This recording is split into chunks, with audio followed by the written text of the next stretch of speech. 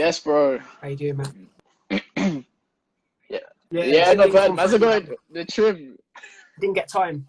Didn't get time. No, bro. I woke up late today, so I was like, oh, What time did you wake up? Like an hour ago. Well, it was about 2:30, something like that. But I had to get some food, and I was like, it normally takes me about an hour and a half to cut my hair, so I was like, I don't even run in time and coming on with a dead fade or anything, so I thought I'd come on with a dead trim entirely. Do you know what I mean? How you been anyway during quarantine, bro? How you been keeping yourself busy?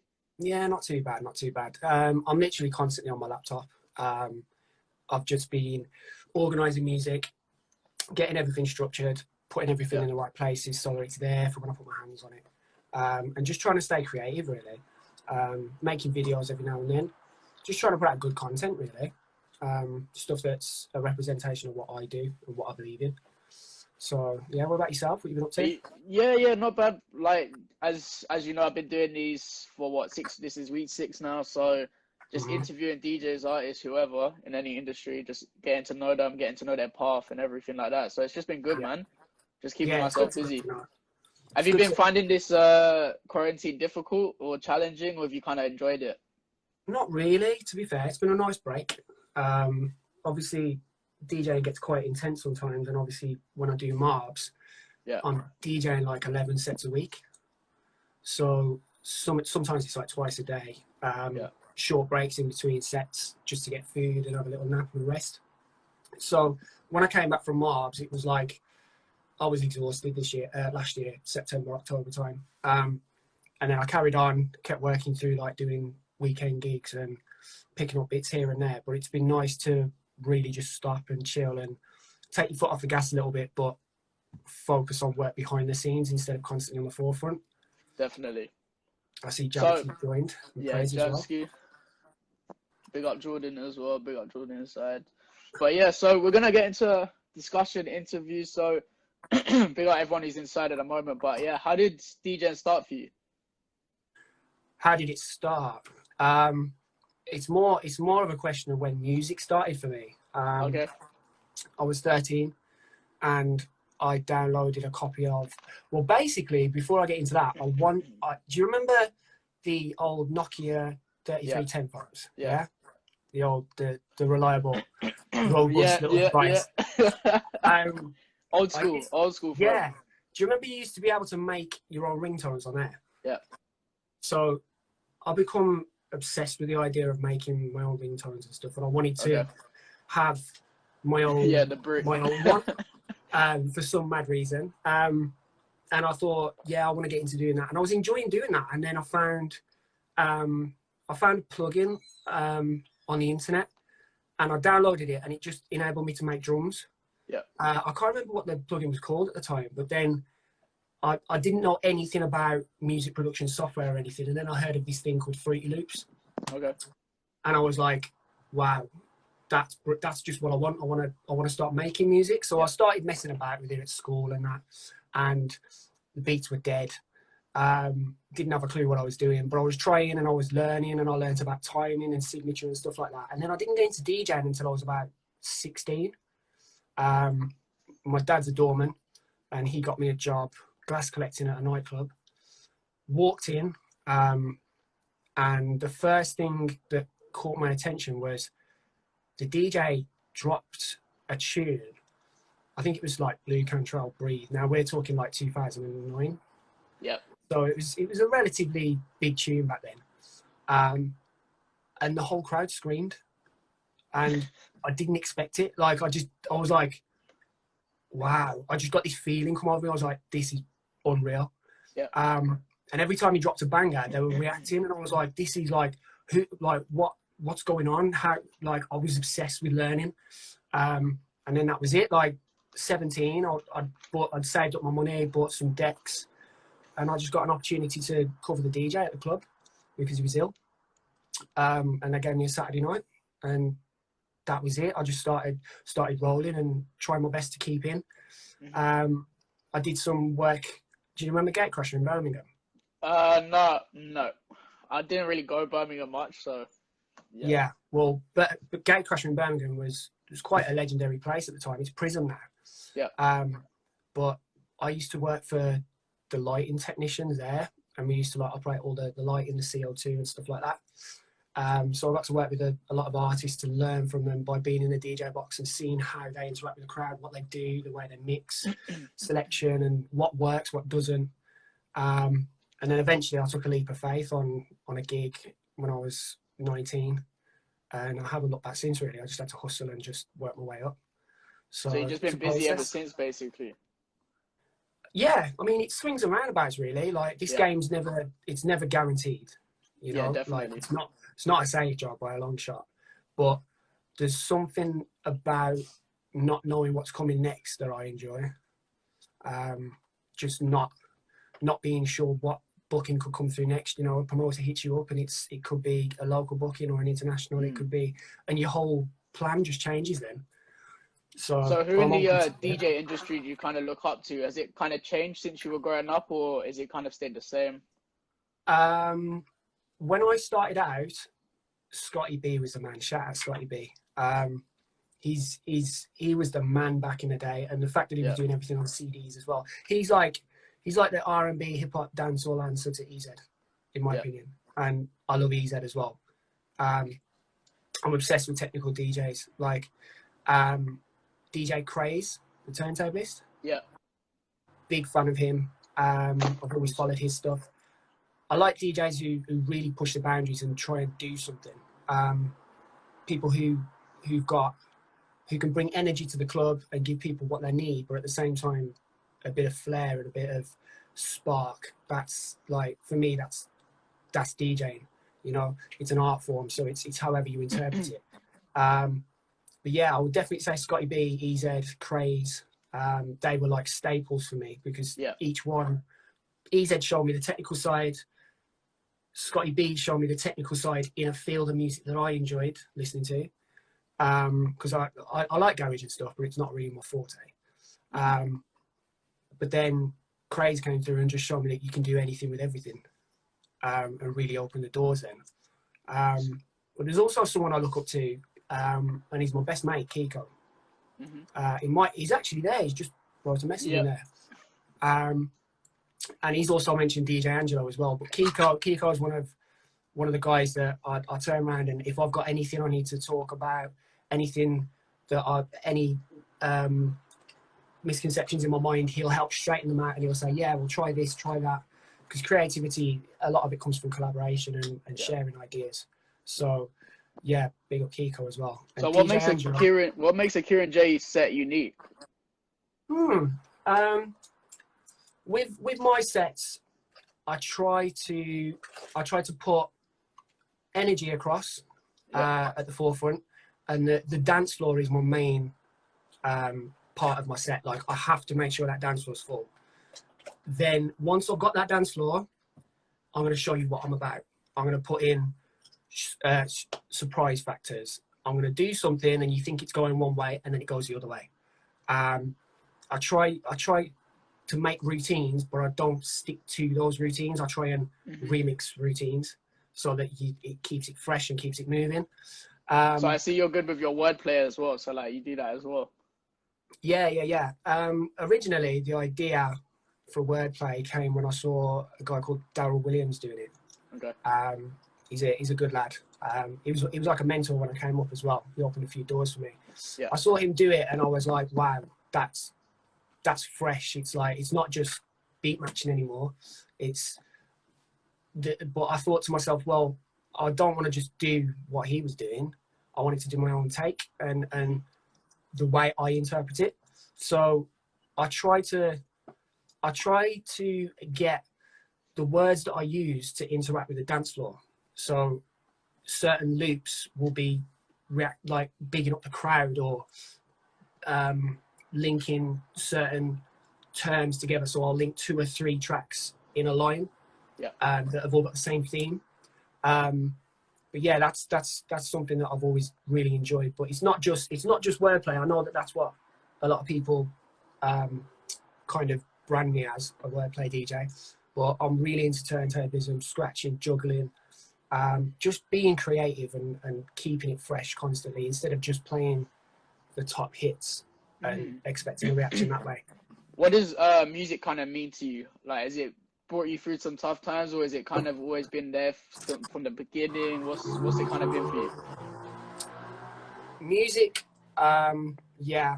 When I was at school, I was always listening to MTV and watching like the old Ashanti Ja Rule, you know, era. That was me. I love that contemporary R&B sound.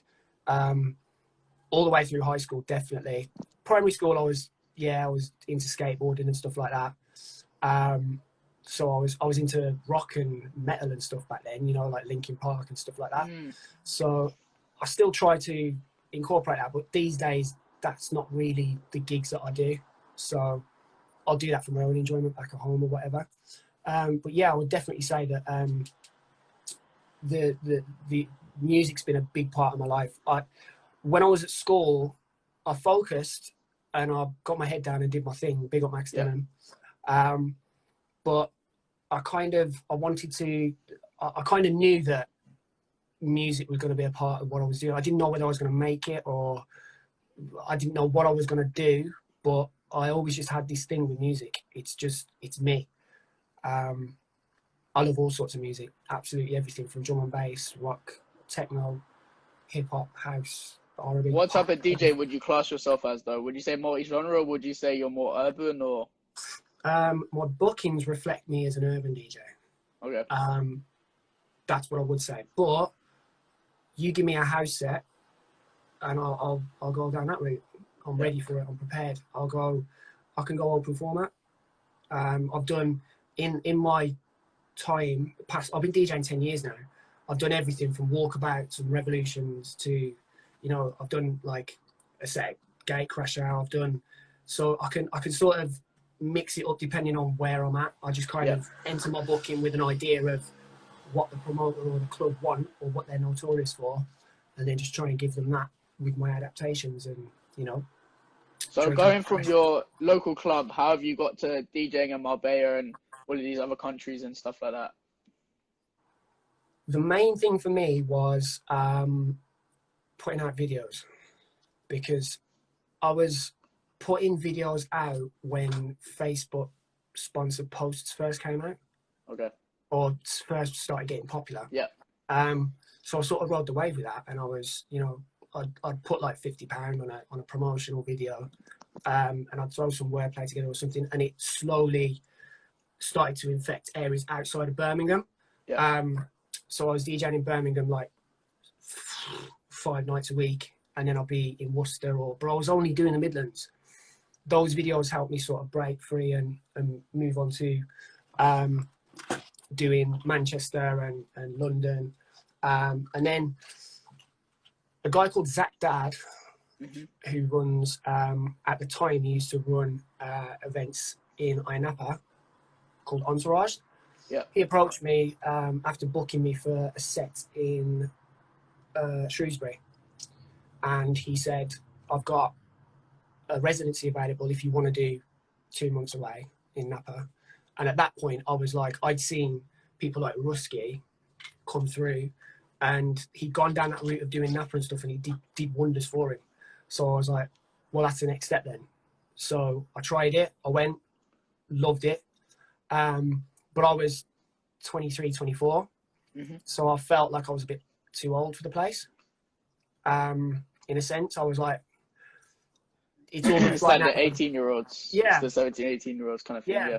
Yeah. So it was all about, you go out there and it's carnage. Like, yeah. I enjoy a party and stuff like that, but it's not, I was a bit older. I was like, yeah, I've been and done that. So I then decided to try my shot at Marbella, because Jay Smedley, who runs Aces, he said to me that he wanted to put me on and take me out to Mars for a guest slot. And it was the same year that I was going to Napa. So I went and did Napa, and when I came back, I said to him, I want to do Marbs. And he says, well, you might have missed the boat this year, because they're already sort of sorting out the next summer that's coming ahead. And I was like, oh, okay, cool. But then, as it was, he did put the word in, and Joe Glynn hit me up from News Cafe and Ultima Promo. And he said, we've got an available, we're opening a new club. Do you want to try it? I was like, yeah, sure, no problem.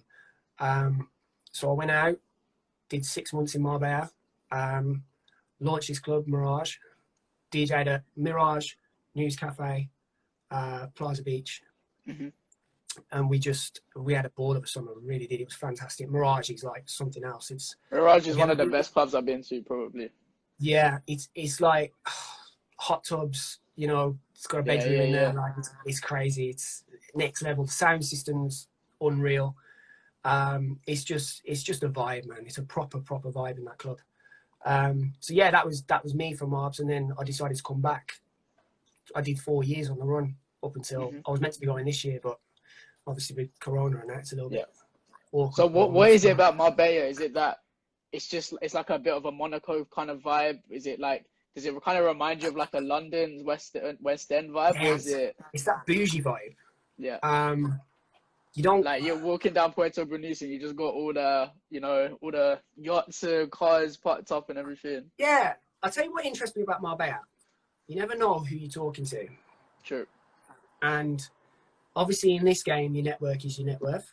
And in Marbella, your law of averages, you've got to meet someone who might be able to offer you some advice in life or in your career, or might be able to introduce you to somebody, or might be opening a club, or do you know what I mean? There's a lot of possibility out in Marbella. So for me being out there, it's as much about the networking and the people that I meet, as well as being out there and DJing and playing. Because Marbella is very, people think it's R&B, but it's very open format. It taught me how to play French music, taught me how to play to a Dutch crowd, taught me how to play Swedish, Spanish, obviously. So your versatility of a DJ has gone like mad now. Yeah, bro, I'm picking up wordplays for French music now. Like, and well, you're learning French as well. You just hear certain terms and stuff, and you go, oh, okay, like there's some big tracks, and I'll take UK tracks, and they've got links to French words or French terminology, and then I'll throw that over the top and just keep it moving. I don't want to say too much because I'm going to release a mix with all that sort of stuff again. Okay, I did a Mirage one, which I really enjoyed doing because it was kind of out there for me, like Afro trap music. The energy behind it is just like, it's crazy. Like, do you think, as you're saying, like you've picked up so many different genres out there, do you think that's helped you to come when you come back to the UK? You've got that something under your belt. Yeah, that's the problem with the UK. We aren't very open to listening to the rest of the world. Definitely, especially with the reggaeton. Like, no many people appreciate that genre. Ignorance is bliss. If we don't understand the language, we don't care. Yeah, like that's how we are. We just don't. Whereas in Spain, they learn English as well as Spanish, so they appreciate our music, and the French as well. They know English, or they know a bit of Spanish, or it's very multicultural, so the music reflects that. But as you come across tracks that are big in France, you start to break them down and you realize where the roots are, and it comes from all over the world. You know, like French music, there's loads of Afro beats in it, and that Afro vibe. So it just spreads, and it spreads across the world. I came back from Marbella with a totally different view on DJing, because I DJ'd probably, well, like I say, 11 sets a week or whatever for 6 months. No rests or whatever. You get like a bit of time off, but you're constantly trying to keep a dance floor full all the time you're there. So you learn how to control a crowd properly. You learn all the little cues when people are getting bored or people are enjoying themselves. But it opens your mind to the music and the vibe. And if you can throw those tracks in that bring the energy up but people don't know, sometimes it works as a curveball. Would you say you're Marbella's resident? I'm Mirage's resident, definitely. Mirage, and I'm a resident for Plaza Beach. I also do Sala by the Sea as well. So, yeah, but there are other people out in Marbella who, who also hold the fort down, like Scotty Strutt, Kiko. There's a guy called Wendell as well. He does TB. He's a good guy. There's a few people, and we're all cool, and we all link up and enjoy the time and enjoy the experience together. I say this because like when most people kind of say Marbella, most people kind of think Kieron J most of the time. Whenever I say, oh, you know, a DJ, like even some of my friends who live out there, they're like, oh, I know Kieron J. So I'm like, oh, so would you say, that's why I was asking, do you think you're Marbella's kind of DJ? Because there's actually a lot of people, when you say Marbella, they think you or maybe like a couple other people. Yeah, I never really thought of it like that, to be fair, because I'm one of these people, as soon as I've achieved something or I've done something, I'll put it behind me and I keep moving. Yeah. I wipe my slate clean mentally, and I'm like, right, what am I going to do next, or how am I going to do this? Or so I kind of don't look back too much. So I forget half the time things that I've done, or, you know, and then I get reminded of it and I'm like, oh, yeah, okay, cool. Yeah, like that was this, that, do you know what I mean? So yeah, like I wouldn't, me personally, if you asked me, I wouldn't go, yes, I'm the Marbella DJ or this, that, and the other, because I'd go, Colin Francis is the guy, or Max Denham's the guy. These are people that came before me and they're still doing their thing over there. So, you know, I'm just another addition to the whole spectrum. Definitely. I just bring my own flavour. Do you kind of critique your sets? Are you the type to kind of look at your sets and be like, this weren't right at all? Or look at your history and be like, why did I play this with this? I'm a perfectionist, bro. I'm not going to lie. It's probably why I don't put out huge volumes of content. Yeah. Because as soon as I start getting halfway down a concept, my mind starts going, yeah, but now this, and it, like, I overthink too much. So I definitely leave sets and I'm like, could have done better. There are one or two times where I'll step back for a moment while I'm in the middle of the mix and I'll look and I'll go, yeah, this is a vibe in here today. But myself, I try not to give myself too much credit. Yeah. I try and I'm my own worst critic, literally my own worst critic. It's better that you kind of critique it, because then you can make your set better and better each time. So yeah, it's a blessing and a curse, bro. It is a blessing and a curse. Yeah. But yeah, definitely. How do you deal with like the DJ kind of rivalry and in the scene? Like, do you think it doesn't affect you because you've done so much in this last 10 years and you've built your brand up and your name up, so it doesn't really affect you? Or do you think it still affects you? Straight up, before I started doing international and gaining my own sort of my own lane, yeah, I felt it, especially locally, because everybody is trying to do the same thing. Everybody wants to be that primetime DJ. They all want to, you know, get their name out there. They all want to be at the top, and it's competition at the end of the day. So when I was trying to build my name and move forward, it was like I used to really get frustrated about it, because I'd be like, well, I can do this, so why ain't I doing this? And then I started to realize, as I started to DJ abroad, it's not all about what you can do. It's not all about your technical skill or how good you are, because no one really gives a shit, to be honest. Excuse my French, but that's literally how it is when I'm speaking to these other DJs when they go over to like Napa for a season. None of these club like promoters or managers don't even know what's going on in the UK. They're only just interested in if you can keep our crowd here in the club. That's basically it. They're trying to line their bank accounts at the end of the day. Yeah. And while you've got a dance floor and a club full, money's coming in. So if you can master that to a degree of, you know that wherever you go, you will hold a dance floor and you can switch it up at a minute's notice, because you don't know what the crowd want next. You're never going to be able to predict it. But if you know that you can hold it, that's your value. Definitely. But definitely when I was starting out, bro, I used to beat myself up. You got to do this, you got to do that. But as I say, as you travel, you learn. Yeah, okay, cool. Star Wars and Zanti don't know about Liberty. I've never actually been to Zanti, you know. You haven't? Oh yeah, neither. No. To be honest, neither. But you could probably get a set out of there easy now. Probably, yeah. I need to go and tap into that and see see what I can do, to be But fair. I feel like, as you said, you didn't like Napa because it was young. I feel like it's going to be the same with Zanti, right? Because it's just that the 18-year-olds.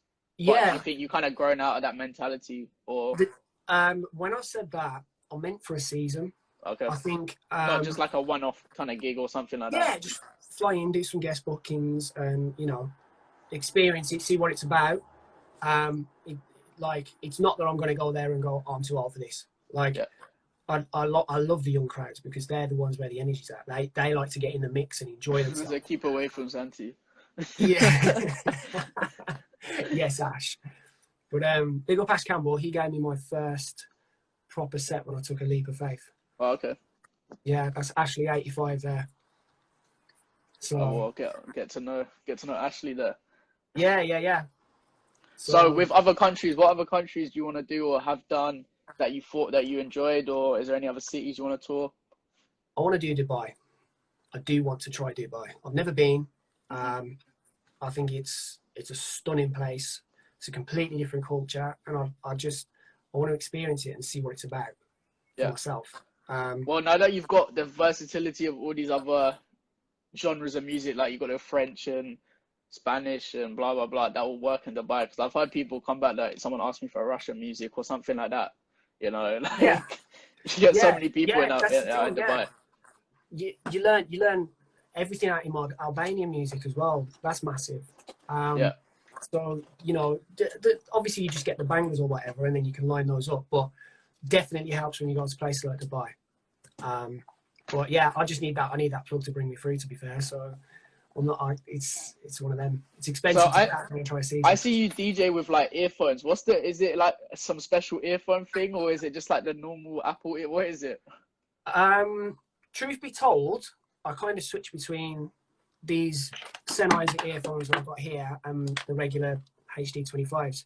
So these are my earphones, but I actually dogged myself out the other day because I accidentally cut the wire.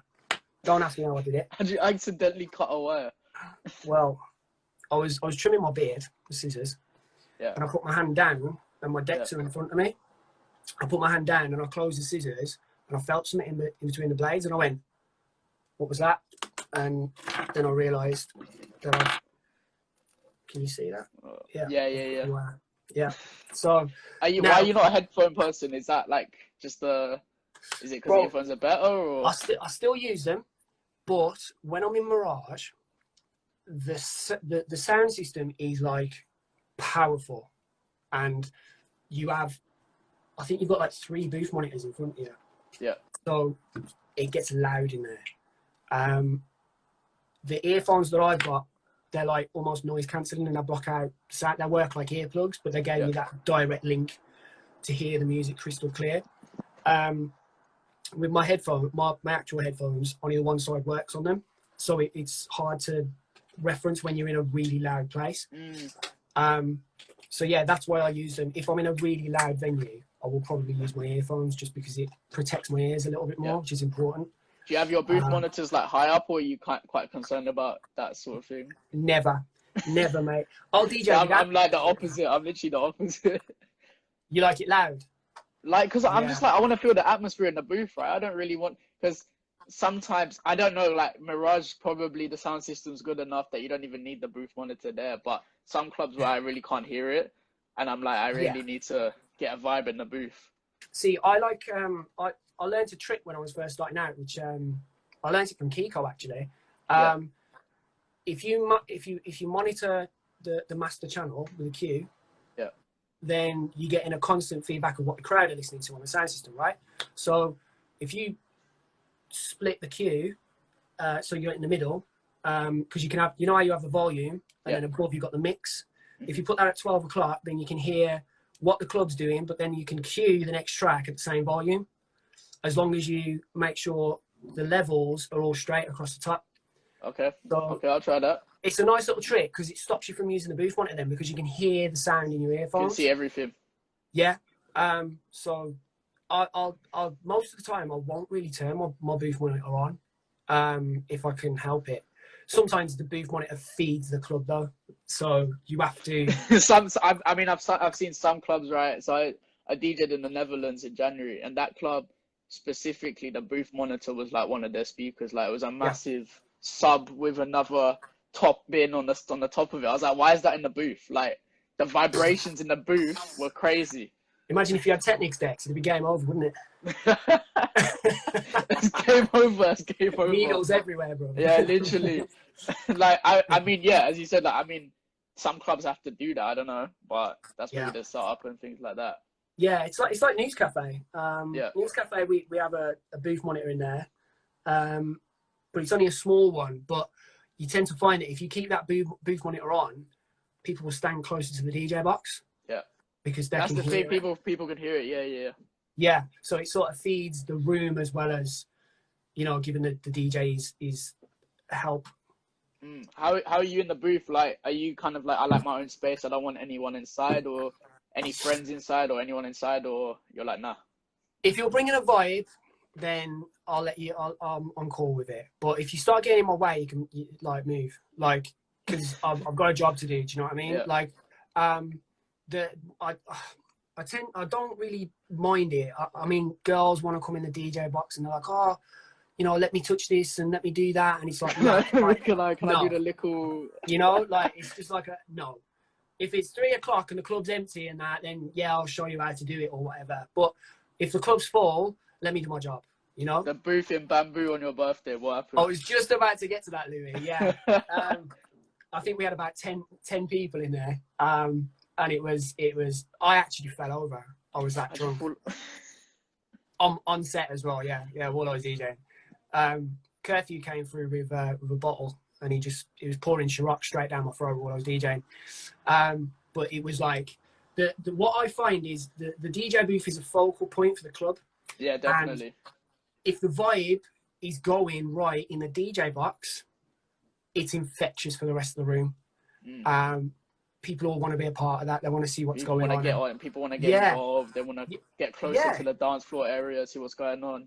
Yeah, people want a show, man. People want to catch a vibe, and if the DJ stood there and he's like, nobody in here, leave me alone. It's kind of like, but like there's like a line, right? Like fine line between having certain people and then having like the whole club in the booth kind of thing. You gotta be someone who brings the party. That's what you paid to do. Yeah. So your job is to bring the party. Yes, you gotta play music, but if you stand there with a straight face and your hat low, it's like it's people can't connect with you. People can't vibe off of what you're feeling. So everybody just sort of goes about their own business and mix on the dance floor and stuff. Yeah. And that's all well and good if that's the way you want to go. But I like to get in it and allow people enjoy being in the DJ box because they're like, you know, they feel like a state party wanted. Like yeah. So it's what's your take on reality TV stars going into DJing? Are you against all of that, or are you like, if you're doing it for the love and passion of music, you're okay, I'll allow you? Do you know something? DJing is just like any other thing. It's become an avenue stream for people. Yeah. It's a revenue stream. People can make money from DJing, and sometimes if you've got a brand behind you already, people are going to come to see you. They're not necessarily coming to see you DJ, but if that's how you want to make your money, you make your money and do your thing. Just make sure you're half decent, you know, because when you come across another DJ who's done it for a long time, like you'll see the difference. Like, but isn't it annoying because let's say you're on a lineup with a reality TV star, people are gonna forget you're even on the lineup. Yeah, but the night isn't about me. So to an extent. It's not. The night is about the dance floor and people having a good night. Okay. It's just who's giving you your entertainment tonight. And that's the way I look at it. So in a sense of like with reality TV stars coming through, if that's going to add to the vibe and bring more people in and make the party better, that's great. Because when they step off, I can come do my thing and then we can take it up a notch. It'll still be a vibe. Yeah. So yeah, just... I don't, you know, dislike the idea of them doing it. Yeah. But I'd like to see some of them do something other than house music. because house is so easy. Now I know what you mean. I've seen some of them just do house. Yeah, it's like, if you're gonna do it, do it. Don't do it half-heartedly and just. But that's because, like, obviously, all of us probably started on house because that's the easiest to mix. Like, yeah, well, I never did. I was drum and bass. Okay. Yeah, I used to love mixing drum and bass because I was always about I was doing the lighting for like drum and bass raves on a Friday night. So I just used to enjoy that. And then dubstep was massive back then as well when I was like 17. So I was into all of that. But then I've always had that love for hip hop and R&B, which is where I sort of stemmed out. But with hip hop and R&B, the range of BPM that you're working with it's massive. Yeah, it's literally double time. You can go anything from 70 to 140. Yeah. And above. So, you know, that's where the challenge comes in. And matching up syncopated drum rhythms that don't fully match up, because house is 4 to the floor, boom, boom, boom, boom, boom. R&B is a little bit different. Yeah. So that's where the creativity comes in, and that's where the flair comes in. If I'm mixing house all night, I get bored because it doesn't challenge me. I was speaking to DJ Ironic, and he asked me this question and said, do you think that, you know, with DJ City doing the intros has made DJing a lot easier for DJs and like a cheat kind of way of mixing, or do you think it's actually made it a good way of mixing because you've got the lyrics of one song plus the bass of the other song and then it sounds better, stuff like that? Or I've had this conversation before. Because when I started out, I didn't even know how to mix hip hop because there was literally, it would just go straight into the lyrics. That's the thing. Yeah. Well, when I first heard of DJ City, I was about 20. So we're talking 8 years ago, 7 years ago. So I was intrigued by it because you could obviously get the intro versions, which helped with the flow. But I suddenly found that it set a standard across most clubs because everybody was using DJ City. So you could hear the beat of what was coming in before it was coming in. And then you knew it was coming. And then you could literally count down to when it switched to when it was going to roll into the next track. It made everything flow really smooth. But then when you look at it different, you can use those intros and outros because I've noticed the intro and the outro, they're different. Yeah. You might find that the intro is a little bit more stripped back than the outro, which has got more bass or more elements in it. So you can use that to your advantage and use it as an instrumental. And then throw acapellas. Yeah, put an acapella, yeah. Or scratch or juggle it or whatever else you want to do with it. So it kind of, like it did make it very easy. It made it quite house-like, like in that same sort of way. Yeah, just kind of beats. Yeah, where to line it up. But I think I went through a phase with DJ City where the music really, they weren't on point anymore with the releases. Do you think right now it's the same, or do you think it's got better? They're sort of clawing it back now a little bit, but they're going international. So like you getting all those reggaeton and things like that. You know, they're all coming in as a part of it as well, and you can keep up with tech house and you can keep up with drum and bass, all sorts. So now they have pulled it back around, but there was a time. Delayed. Yeah, I'm speaking to Eski after this. I'm gonna ask that question as well. The thing that I find is it was the UK side that they've always lacked with. Yeah. Because the UK artists they were just bringing stuff out on YouTube, blowing up, and it wouldn't then even it was touch sort on of that. It wouldn't even touch on DJ City sometimes. Yeah, they weren't really keeping up with it, or there wasn't intro versions of these tracks, so it forced me to start looking at radio edits again and originals. And then I went through a big phase for a while where I went, right, I'm not downloading intro versions. I'm not doing it because that makes me generic. Yeah. So I'm going to force myself to be downloading radio edits and seeing what I can do with them. But that now I'll download both a radio and an intro of everything, because then I've got the option. And with the radio edits, often the way that the track was designed to be played out was from the engineering side. So certain tracks will start just with like a vocal and then drop, and it's impactful. Snoop Dogg, beautiful, and Pharrell, like it's got the classic. So you can just do a cheeky drop on that and just wheel it, and everyone's gonna know, or something like that, or just everyone's gonna know. So what's the point in mixing it? Do you know what I mean? Like it's like you drop it and people go wow, but then it's like with Nasty Girl, B.I.G. Like straight away you can just drop that I go, and it drops and it works. Whereas if you had an intro version that come in and then it went, it'd sort of take that element away. Yeah. Sometimes I find that the intros cut off the little bit at the start. Like they go, so like with what you're saying with Nasty Girl, I feel like it would cut that little bit at the start where people know that start and then know that tune and then go into, Because we have to remember as DJs, we consume music differently to how people who don't DJ consume music. So we look at it a lot deeper, and often we miss the obvious, which is people know what they hear from the radio. They don't hear the new music from DJ City. They don't hear the intros or whatever. They don't even think about music in that way.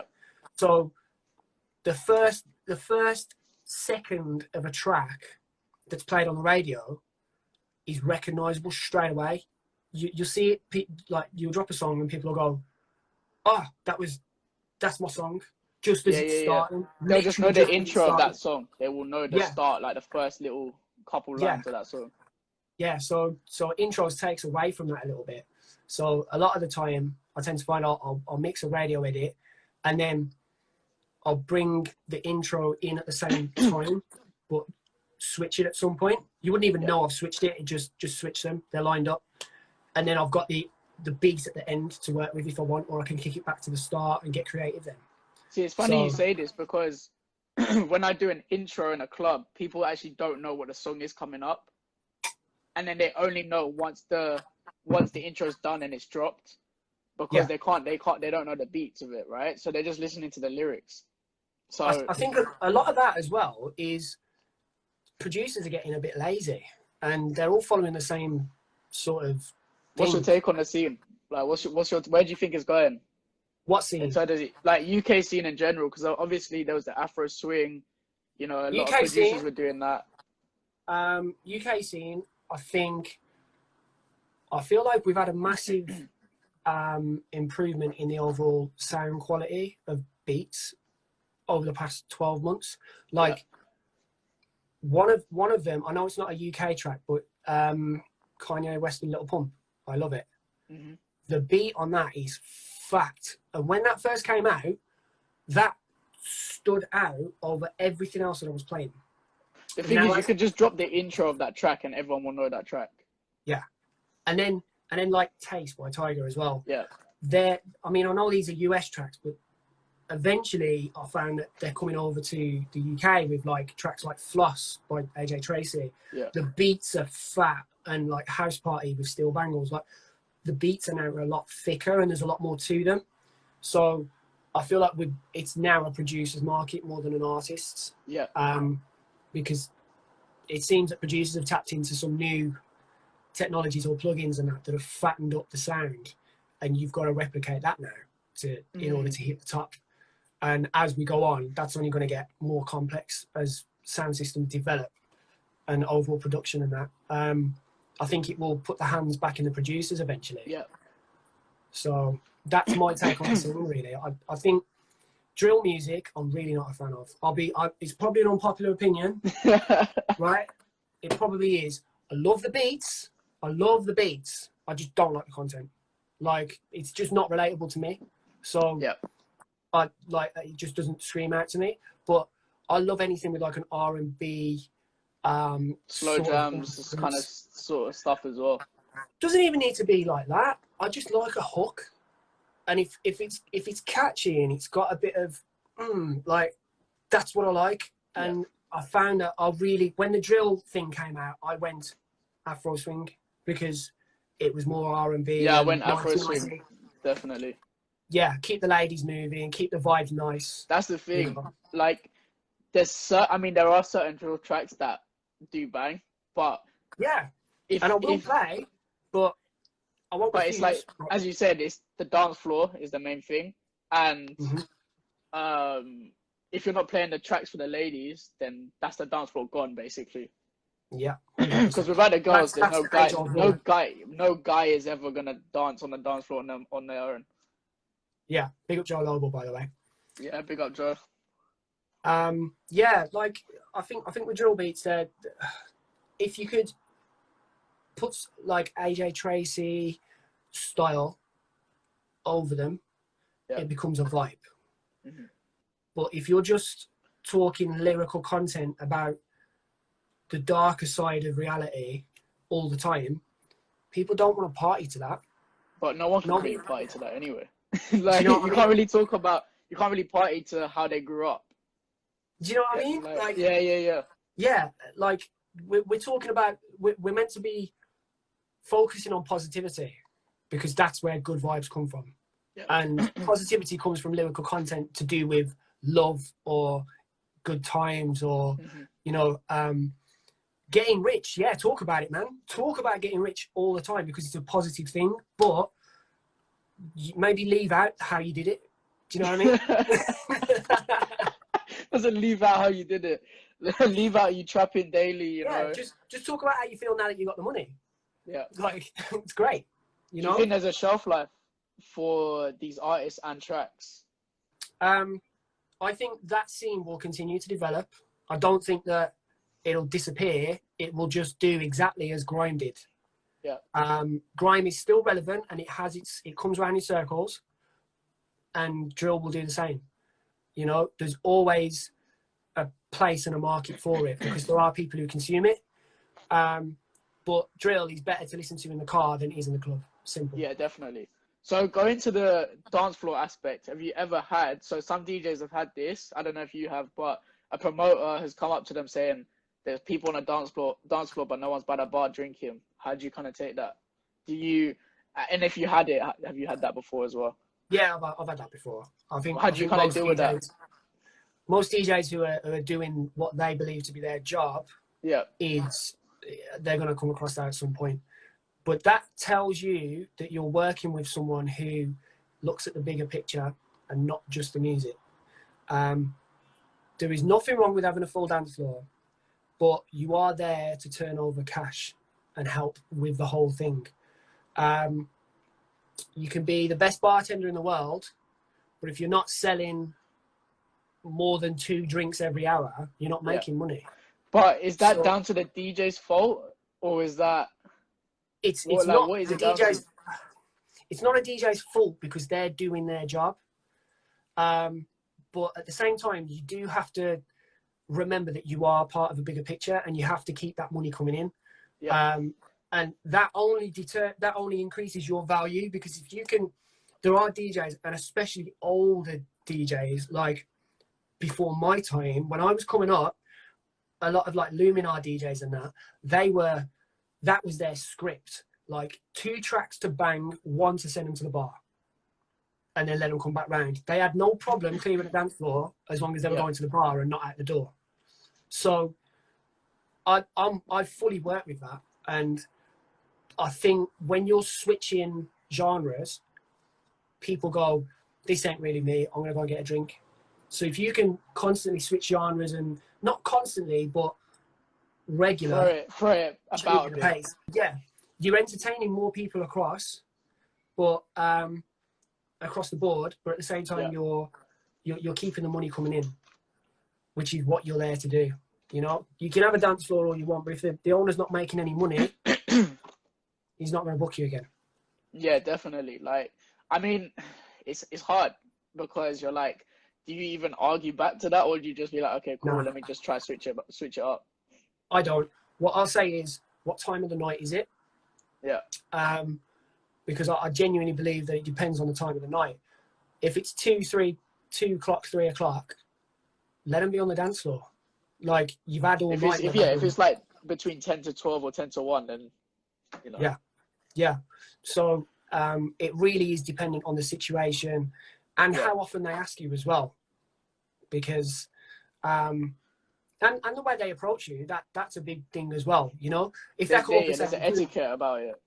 Yeah, if you come up to a DJ when he's in the zone and pull him out the zone, you're gonna piss him off. Yeah. But if you come up to a DJ and you go, look, cracking job, dance floor's full and that, all I've noticed is that the bar isn't really taking much money at the moment. I was wondering if you could just take it a step down, let people go do their thing, and then bring it back up. Yeah. And so someone said, name a song. Said, yeah, I've just seen that Wages asked the question. Name a song that sends people to the bar. All dependent on the song. Bartender. Bartender T-Pain. Buy you a drink. Yeah. But yeah, like, it is all dependent on the situation. Rum and Red Bull, man. That's just put that down, and then they'll be like, okay, yeah, I need to get a rum and Red Bull now. Yeah, that's it. Straight to the bar. Shots on me, credit card out. Yeah, but yeah, I think it is dependent on where you are, where you're playing, because you could be playing in Olivia's in Nottingham, and they might be feeling a certain type of music. All you have to do is just slightly stray off the path. That throw something in there that people will still appreciate, but they don't have to. That not everybody's going to dance to every song. So switch it. If you've been playing a load of stuff for the girls, give them a track for the lads. Like a little bit heavier. Oh, not really a fan of this. Might go to the toilet, get a drink, come back. DJ will play something else. What's your take on Tory Lanez at the moment? I love Tory Lanez. I've rated him from the start. Do you think he's properly putting it in now, like the work and everything? Yeah, he's just been released from his record deal, hasn't he? Record deal, yeah. So I think that's been the best thing for him. That's been the best thing. Like since then, he's been, Yeah, Tory Lanez come through with. He was like, you know, Kojo Funds. Yeah. When Kojo Funds came through, he was unique. No one had heard a voice like it, and they were like, wow. But in respect to Tory, he's got 4 or 5 unique voices in one person, and different flows. He's versatile. He can do an R&B track, come back with something heavy, something for the ballers. Then he'll jump on something that's a bit dancey or whatever, and he'll just ride. The only problem is when you're putting out a high volume of content, people tend to get an idea of what you're about, and you don't want that, because if people see your name and they go, oh, I can already tell what this is going to sound like. You don't want that. Slowly you're losing your shine. But Tory's always managed to switch it up, keep it fresh. He'll come with like he'll just do a rap track, straight rapping, and it's fire. Yeah, he'll do a hardcore track, then he'll go to R&B, like slow jams, kind of. Yeah. Kind of playlist kind of thing. I haven't really listened to his new Toronto, but the last Chicks tape, oh my God. Chicks tape was so sick, man. Chicks tape, like, that's one of the albums that will probably stay up there for time. Like, so many girls love that. Even the guys love it. It's a good album. You know the track sampling Pretty Ricky, Yes Sir. Yeah. Mate, I welled up when I heard that, because it brought back so many memories, and I feel like he did the track justice, and he put that track back to the forefront for the people who might have missed that era. Yeah. And not took note of that track, because that kind of went under the radar. It was a banger, but it did go under the radar. So he did that song justice, man. He really did. So Tory Lanez he's up there. He's up there next to Drake, but Drake has been doing it for longer. So I'm not going to get into the Tory Lanez argument. Drake's been doing it for longer. I mean, Drake's been doing it for longer, but I feel like Drake's low-key losing it. Really? Yeah, I think so. I prefer old Drake anyway. I like Drake because his music matures as he does. Yeah. He will continue to make music that reflects his experiences on life. He's never going to talk about being broke anymore, because he ain't. He's nowhere near that. Nowhere near. So his talk about the come up, like, he's not, as Cal says, he's not losing it, in my opinion.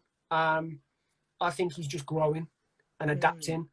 I think that's what you got to do anyway in this industry, because the crowd's always going to change. His crowd's always going to change. What I find amazing about Drake is he can go away for months and you don't hear nothing. And he comes out with something that you're totally not expecting, and it'll be always like a hit. top five, like, or first go straight to number one, basically.